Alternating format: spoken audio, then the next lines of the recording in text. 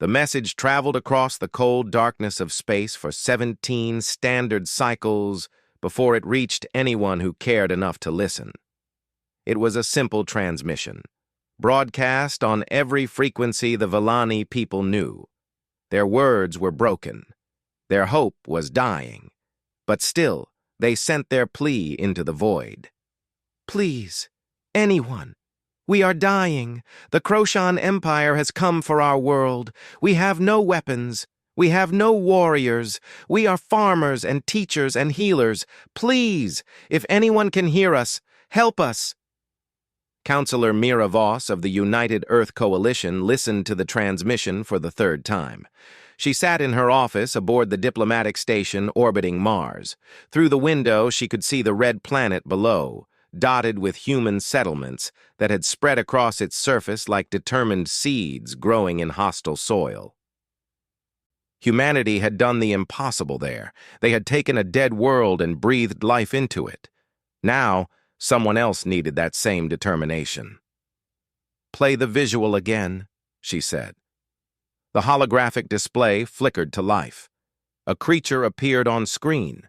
It was small, perhaps 4 feet tall, with soft blue skin and large dark eyes that reflected deep sorrow. Its hands trembled as it spoke.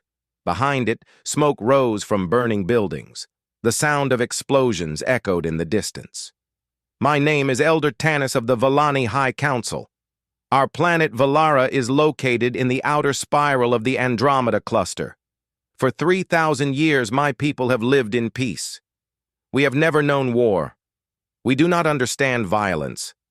But the Croshan Empire understands nothing else." The elder paused. Tears ran down its face. "They came without warning. Their ships filled our sky. They demanded our planet, our resources, our people as slaves. When we refused, they began killing us. Thousands are already dead. Millions more will follow. We cannot fight them. We do not know how. We are sending this message to every corner of the galaxy. If there is anyone who can help us, please, we beg you, save our children." The transmission ended. Mira closed her eyes. She had seen many things in her years of service. She had negotiated treaties with species that breathed methane. She had walked on worlds where the gravity could crush an unprotected human. She had faced challenges that would have broken weaker minds. But something about this message touched her in a way she had not expected. "What do we know about the Croshan Empire?" she asked. Her assistant, a young man named David Chen, pulled up the relevant files. "They're a Type 2 civilization. Aggressive expansion policy. They've conquered 37 inhabited worlds in the last century. Their military technology is advanced. Plasma-based weapons, energy shields, a fleet of approximately 2,000 warships." "And the Villani?" David shook his head slowly.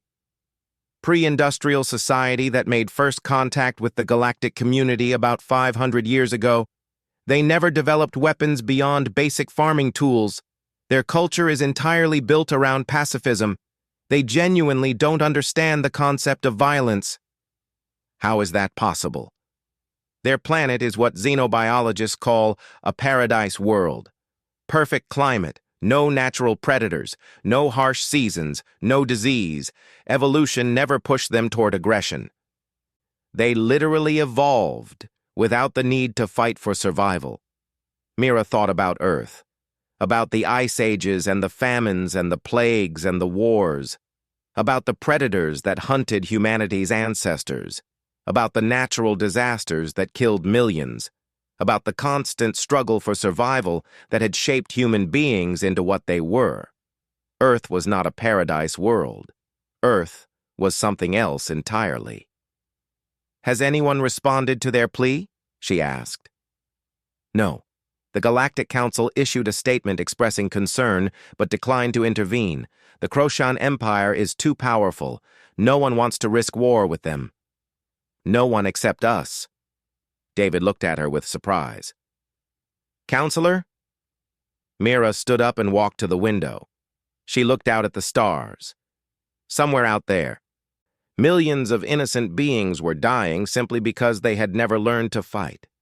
They were gentle creatures in a universe that rewarded violence. They were prey in a galaxy of predators, and humanity had once been prey too. Contact Admiral Jackson. Tell him to prepare the fleet. We're going to Valara.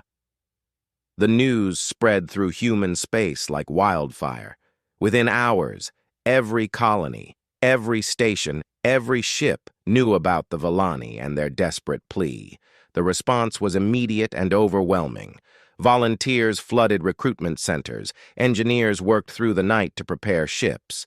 Factories that had been producing civilian goods switched to military equipment. Doctors and medics signed up by the thousands. Ordinary people donated money and supplies. For many species in the galaxy, this reaction was confusing. The humans had no treaty with the Valani. They had never even met them. There was nothing to gain from helping them and everything to lose.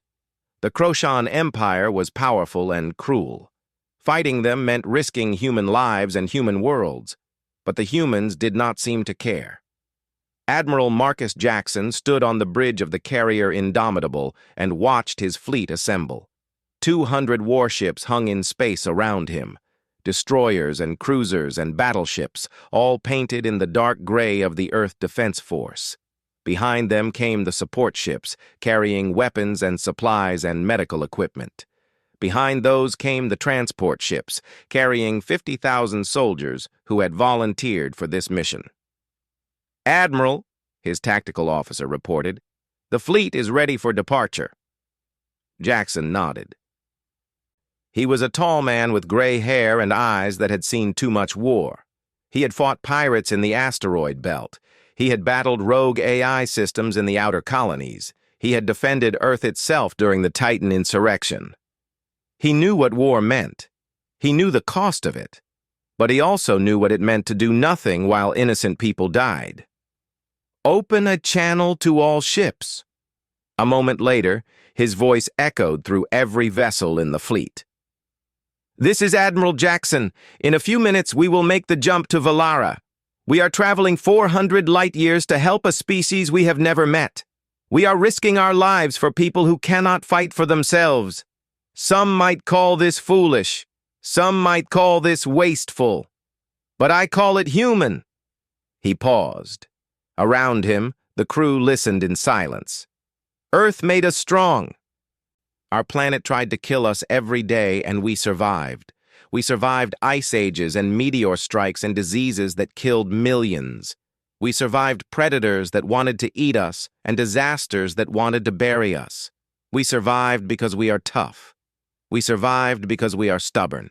We survived because we refused to give up." Jackson looked out at the stars. "But we also survived because we helped each other. When one tribe was attacked, others came to defend it. When one village was starving, others shared their food. When one person fell, others lifted them up. That is what makes us human. Not just our strength, but our compassion." His voice grew harder. "The Valani have never known war. They have never needed to fight. They are gentle and kind and peaceful. And right now, they are being slaughtered by creatures who see their gentleness as weakness. The galaxy has turned its back on them, but humanity will not." Jackson raised his hand. "We are Deathworlders. We come from a planet that should have killed us.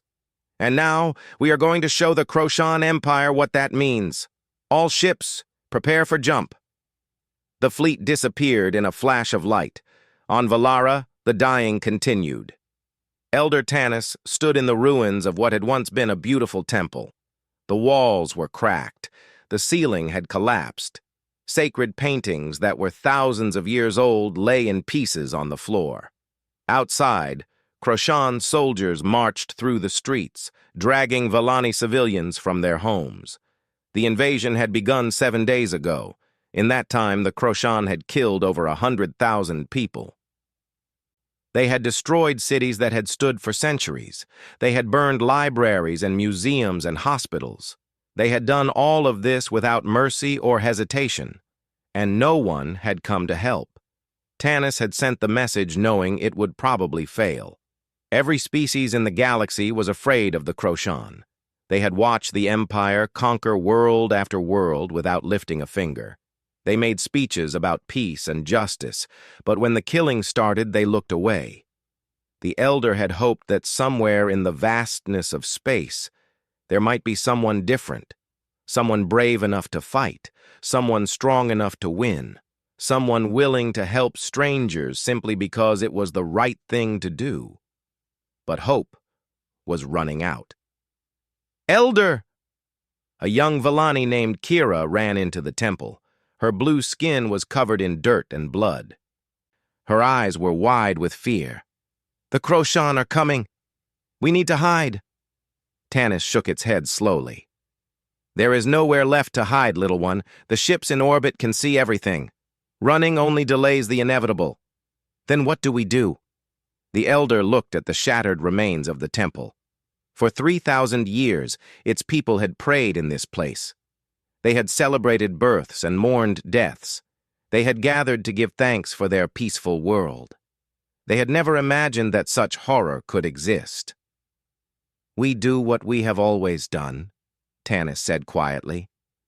"We endure, we hope, and we remember that kindness is never weakness, no matter what the universe tries to teach us."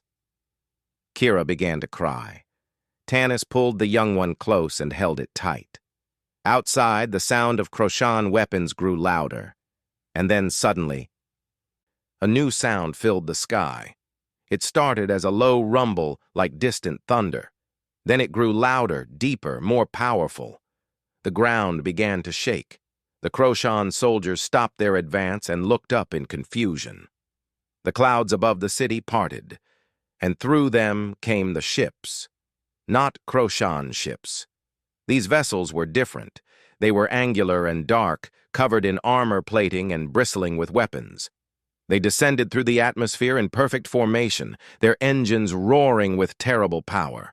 There were dozens of them, then hundreds. Tanis stared in disbelief. Kira whispered, "What are they?" The ships dropped lower. As they did, one of them broadcast a message that echoed across the entire planet. The voice was firm and clear and carried a weight of absolute confidence. "Attention, Croshan forces. This is Admiral Marcus Jackson of the United Earth Coalition. You have committed acts of aggression against a peaceful species. You have murdered innocents. You have violated every principle of civilized behavior. We are here to stop you." There was a pause. "You have one chance to withdraw from this world peacefully. If you refuse, we will remove you by force. You have 15 minutes to decide." The Croshan commander laughed when he heard the message. He stood on the bridge of his flagship high in orbit and looked at the human fleet with contempt. He had never heard of Earth or humans. He did not know what a Deathworlder was.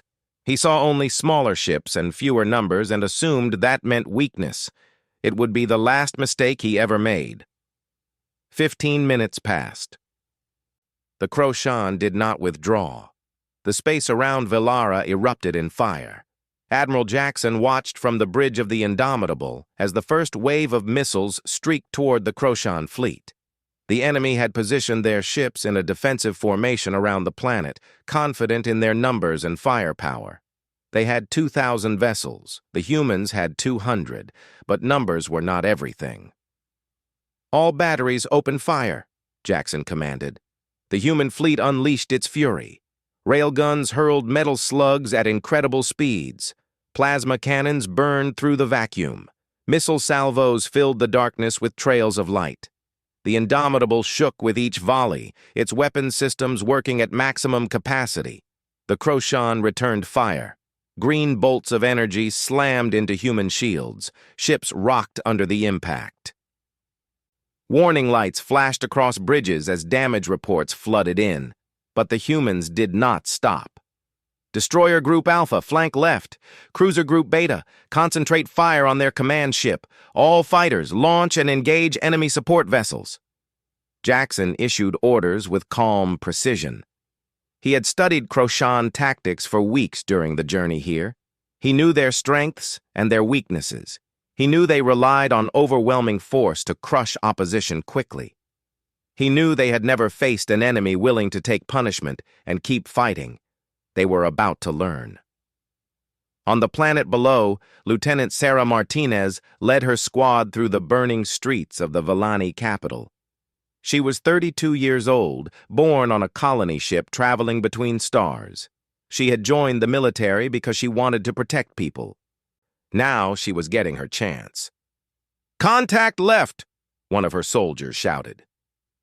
Martinez dropped to one knee and raised her rifle. A group of Croshan warriors was advancing down the street toward them.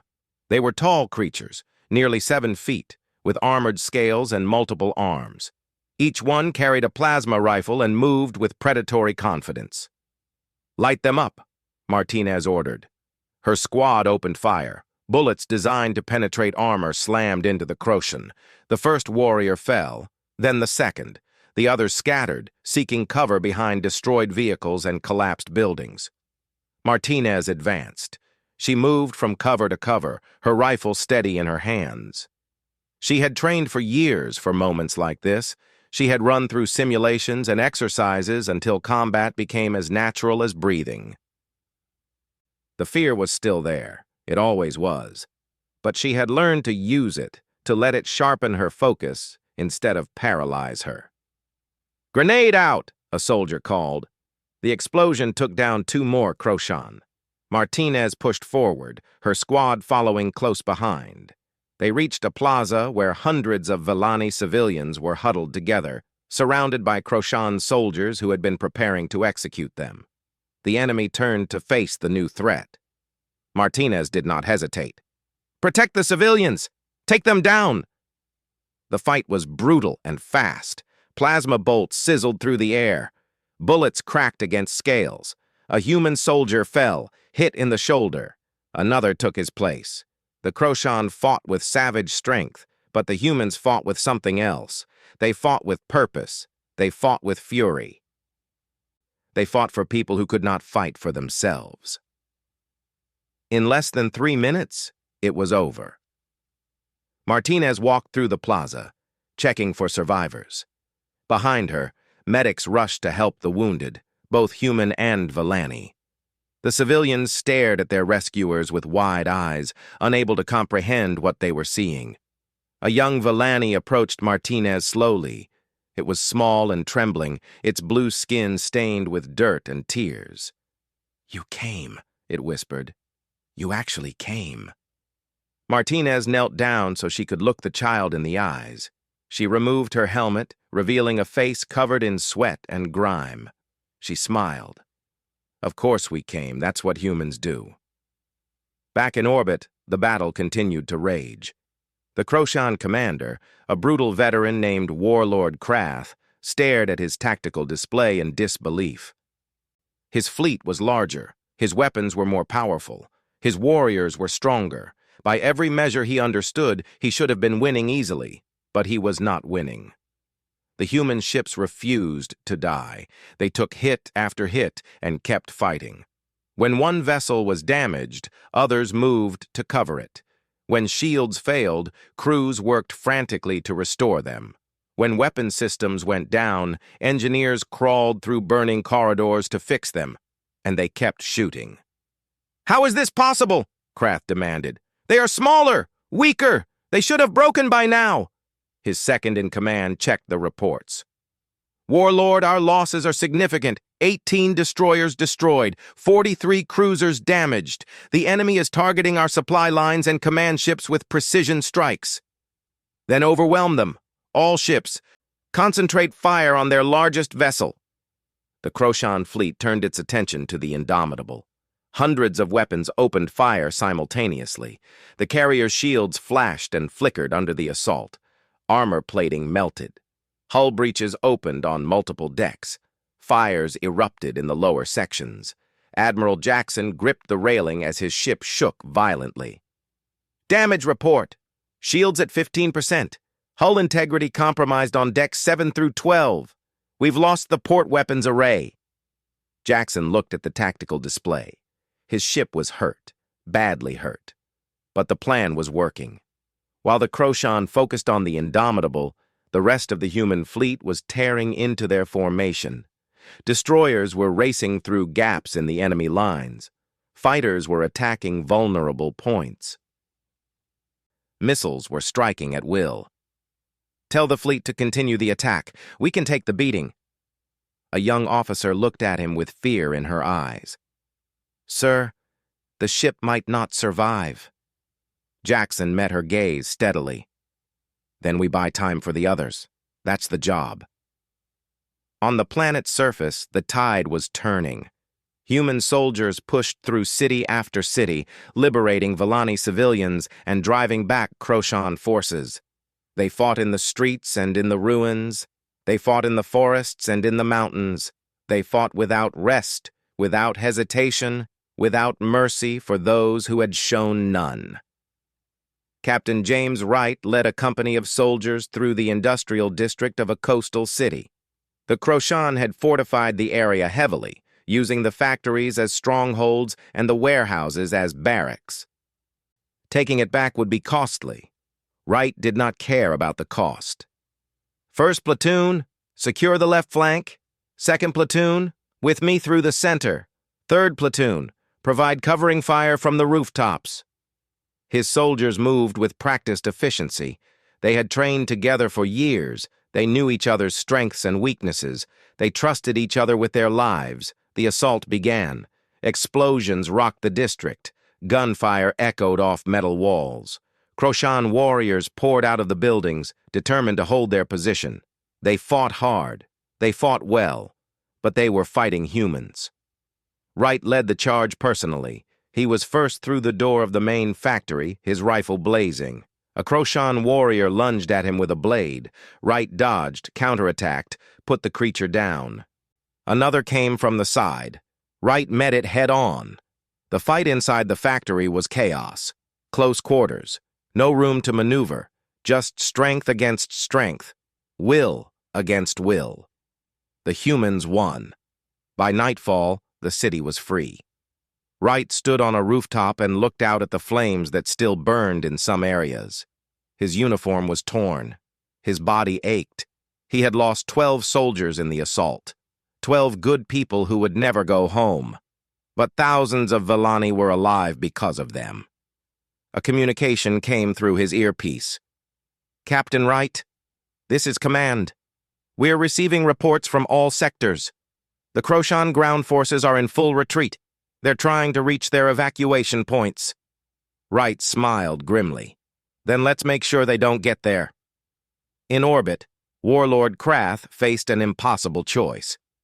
His fleet had lost over 300 ships. His ground forces were being destroyed. The humans showed no signs of stopping, no signs of breaking, no signs of the fear that should have consumed them long ago.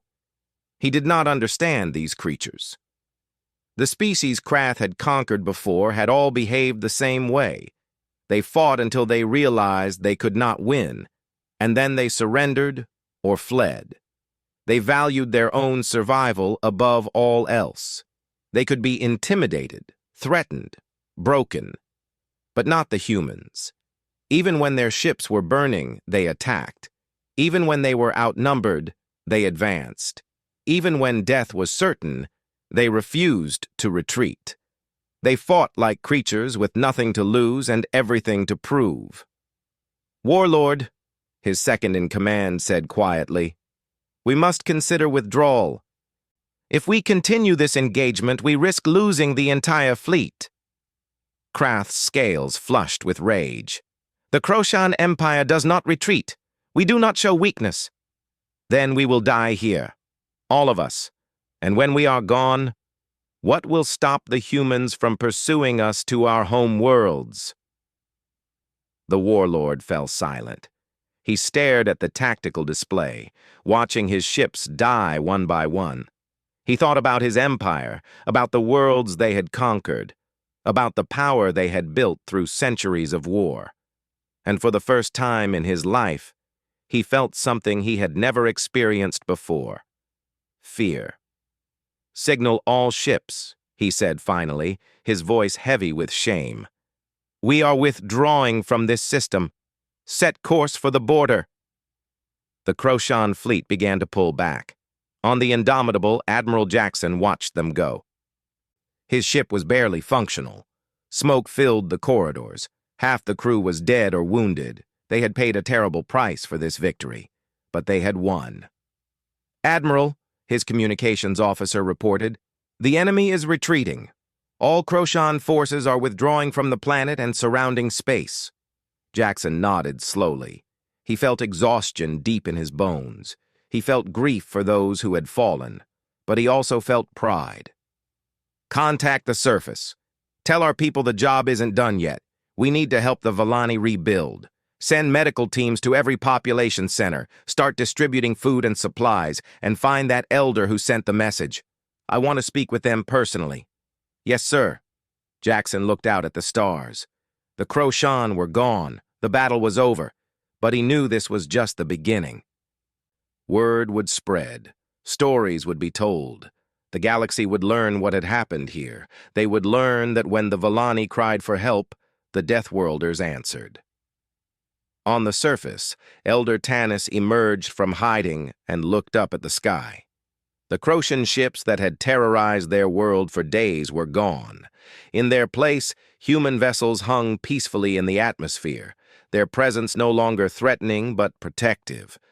Kira stood beside the elder, still holding tight to the old one's hand. "Is it over?" the young one asked.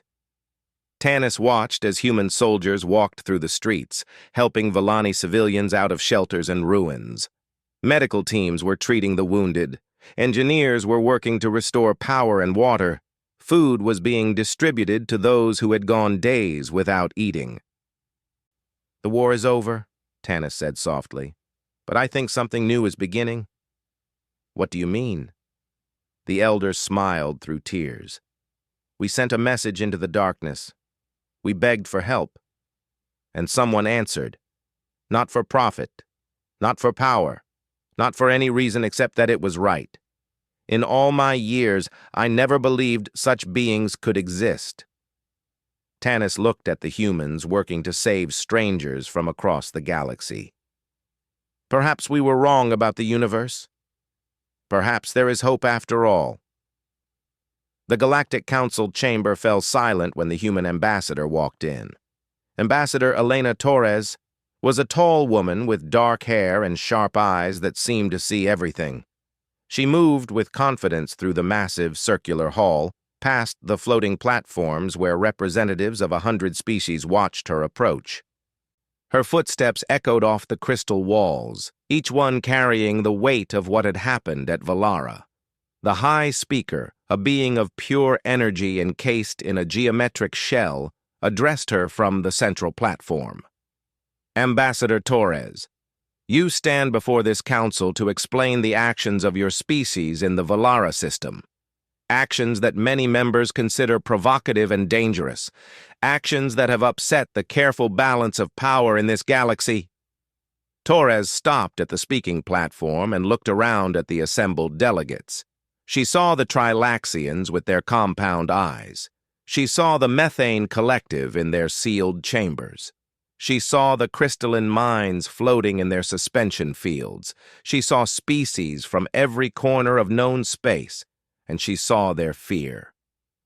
"High Speaker," she began, "I am not here to explain or apologize. I am here to make a statement." The chamber stirred with whispered conversations. Several delegates expressed shock at her tone. The humans were young to galactic politics. They were supposed to be respectful, cautious, eager to please their elders. Torres continued without hesitation. 3 weeks ago, the Villani people sent a desperate message to anyone who would listen. They were being slaughtered by the Croshan Empire. Their cities were burning. Their children were dying. They begged the galaxy for help. She paused, letting her words sink in. And the galaxy did nothing. The High Speaker's energy shell flickered with agitation. The council expressed concern and urged restraint from all parties.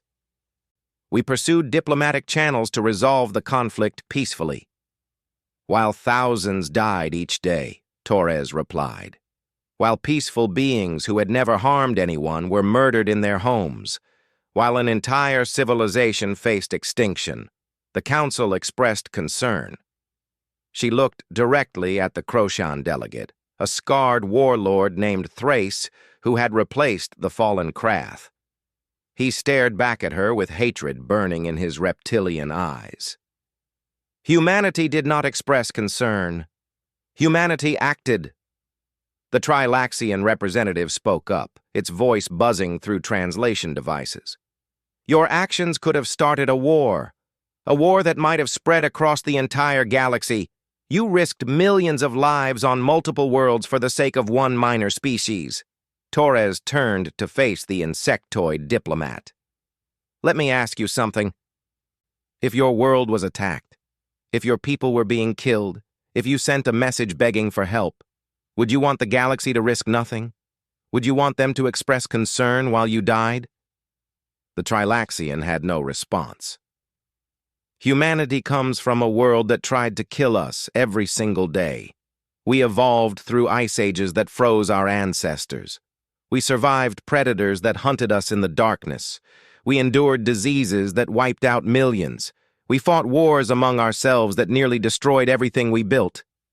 Torres stood straighter, her voice growing stronger. We learned lessons from that world, hard lessons, painful lessons. We learned that the strong must protect the weak. We learned that standing by while innocents suffer makes you complicit in their suffering. We learned that doing the right thing is never about what is safe or convenient. It is about what is right. She pointed at the assembled delegates. You are afraid of the Croshan Empire. You have been afraid for centuries. You watched them conquer world after world, and you did nothing because you were afraid of what they might do to you. Your fear let them grow stronger. Your silence let them become monsters. Torres paused, letting the accusation hang in the air. Humanity is not afraid. The Croshan delegate finally spoke, his voice a low growl. You speak of strength and courage, but you are fools. My empire has 1,000 worlds, billions of warriors, resources beyond your comprehension. This defeat means nothing. We will rebuild. We will return. And we will make your species pay for this humiliation. Torres smiled coldly. I was hoping you would say something like that. She activated a holographic display that appeared in the center of the chamber. It showed a star map with human space clearly marked. Let me show you something, Warlord Thrace. This is Earth, our homeworld. Gravity is 10% higher than the galactic average. The atmosphere contains a gas called oxygen that is toxic to half the species in this room. Our planet experiences extreme weather events, including hurricanes, earthquakes, volcanic eruptions, and ice storms. Our sun bombards us with radiation that would kill most organisms in minutes. The map zoomed in on Earth, showing images of forests and deserts and oceans and mountains. Our world is covered with predators, creatures that bite and claw and sting, venomous snakes, hunting cats, packs of wolves. We share our planet with billions of organisms that would happily kill us if given the chance. We swim in oceans filled with sharks. We walk through forests filled with bears. We live on a world where death is always waiting. Torres looked at Thrace. We call it home. The chamber was completely silent. Your empire has conquered species from paradise worlds, gentle beings from gentle places. You have never faced Deathworlders before. You have never fought creatures forged by a planet that is actively trying to kill them. Now you have. And you lost. She deactivated the display. So please, threaten us again. Build your fleets and train your warriors and come for our worlds. We will be waiting. We will teach you what our planet taught us. Survival is not given. It is earned. Through blood and pain and sacrifice. Through refusing to quit when everything tells you to surrender. Through standing up when every instinct tells you to kneel. Torres turned and began walking toward the exit. Humanity will protect those who cannot protect themselves. We will fight for those who cannot fight. We will stand against tyranny and cruelty and evil wherever we find them. Not because it is safe. Not because it is easy, but because that is who we are." She stopped at the doorway and looked back. "Welcome to a new era, Council. The Deathworlders are here, and we are not going anywhere." On Velara, the rebuilding had begun. Human engineers worked alongside Vellani laborers to repair damaged buildings. Human doctors treated the wounded in field hospitals set up throughout the cities. Human soldiers patrolled the streets, protecting civilians, while the threat of remaining Croshan forces was eliminated. Admiral Jackson walked through the capital with Elder Tanis at his side. They moved slowly, both weary from the events of recent weeks. Around them, life was returning to a world that had nearly died. "I do not understand your people," Tanis admitted. "You came so far, you lost so many, and you ask nothing in return." Jackson considered the question. He watched a group of human soldiers playing with Vellani children in a park that had somehow survived the destruction. The kids were laughing. The soldiers were smiling. It looked natural, right? The way things should be. "When I was young," he said, "my grandmother told me a story. There was a terrible flood, and a young girl was trapped on the roof of her house. The water was rising. She was going to drown. A man in a boat came by. He didn't know the girl. He had never met her family, but he risked his life to save her." Tanis listened intently. "My grandmother asked me why he did it. I said because it was the right thing. She agreed. But she said it was more than that. She said the man saved the girl because he could, because he had the power to help, and refusing to use that power would have been a betrayal of everything that made him human." Jackson stopped walking and turned to face the elder. "We have starships and weapons and soldiers. We have the power to protect people who cannot protect themselves. Using that power is not a burden. It is a privilege." Tanis was silent for a long moment. Then the elder's large eyes filled with tears. "On our world, we have a saying. Those who give kindness to strangers plant seeds in gardens they will never see. You have planted seeds here, Admiral. Your people have given us something we never knew existed. Hope in the darkness, strength from unexpected places, the knowledge that we are not alone." Jackson nodded slowly. "You never were alone, Elder. You just hadn't met the right neighbors yet." They continued walking through the recovering city. In the weeks that followed, stories spread across the galaxy. Tales of the battle above Velara. Accounts of human soldiers fighting like demons to protect peaceful strangers. Recordings of Ambassador Torres standing before the Council and declaring humanity's intention to protect the weak. For many species, these stories were terrifying. The humans were Deathworlders, creatures from a nightmare planet who fought without fear and never surrendered. They were dangerous in ways most beings could not comprehend. But for others, these stories were something else entirely. On a mining colony in the outer reaches, workers who had been enslaved by corporate overlords began whispering about the humans who saved the Vellani. Perhaps, they said, someone would save them too. On a water world where an aquatic species had been exploited for generations, young rebels gathered in secret and spoke of Earth and its people. If the humans could stand against the Croshan, maybe oppressors could be defeated. On a dozen worlds where injustice had taken root, seeds of change began to grow. Lieutenant Sarah Martinez returned to human space as a decorated hero. She gave interviews and accepted awards and smiled for cameras. But the moments she treasured most were quieter ones. The Vellani child she had saved in the plaza sent her a handmade gift, a small carving of a human soldier standing watch. Martinez kept it on her desk for the rest of her life. Captain James Wright received a promotion and a new command. He led missions to other worlds where people needed help, where tyrants threatened the innocent, where darkness had grown too deep. He never forgot the soldiers he lost on Velara. He carried their names with him always, a reminder of the cost of doing what was right. Counselor Mira Voss continued her diplomatic work, but with new purpose. She built alliances with species who wanted to change the galaxy. She created networks of support and protection for worlds that had none. She made humanity into more than just warriors. She made them into something resembling hope. And on Valara, the Villani began to change. Not fundamentally. They remained gentle and peaceful and kind. They did not take up weapons or build armies or learn to fight. That was not their nature, and it never would be. But they learned that strength came in many forms. They learned that courage could mean standing firm in your beliefs even when violence threatened. They learned that there was no shame in accepting help from those who were different.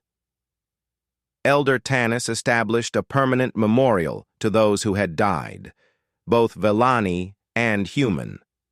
Every year, on the anniversary of the liberation, thousands gathered to remember. Human delegations came from across the galaxy to attend. Villani families brought flowers and sang songs of gratitude. The two species had found each other across the vast emptiness of space. One had needed saving, the other had done the saving. But in the process, they had both discovered something precious. The universe was cold and dark, and often cruel, but it did not have to be faced alone.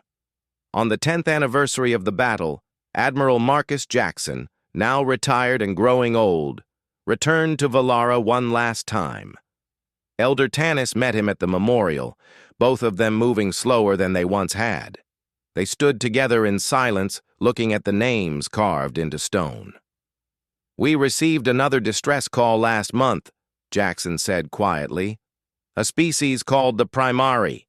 Their system is being invaded by a rival faction. They are peaceful farmers. They have no weapons." Tanis nodded slowly. "And humanity answered? The fleet is already on its way." The elder smiled through tears. "Good. That is good." Jackson looked at the human names on the memorial. People who had given everything for strangers.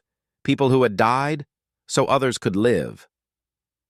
"We will keep answering," he promised. "As long as there are voices crying out in the darkness. As long as there are innocent people who need protection. As long as the universe tries to convince us that compassion is weakness and mercy is foolishness. We will keep answering." Tanis reached out and took his hand. "Then perhaps the universe is less dark than it seems. Perhaps there is more kindness than cruelty. Perhaps the seeds your grandmother told you about have already begun to bloom." Jackson squeezed the elder's hand gently. Above them, the stars burned bright in the afternoon sky. Ships passed overhead, human vessels bringing supplies and settlers and teachers. The galaxy was changing, slowly, painfully, but changing nonetheless. And somewhere in the vast reaches of space, another plea for help was being broadcast. Another desperate voice was crying out for salvation. The Deathworlders heard it, and once again they answered. And the humans began to fight,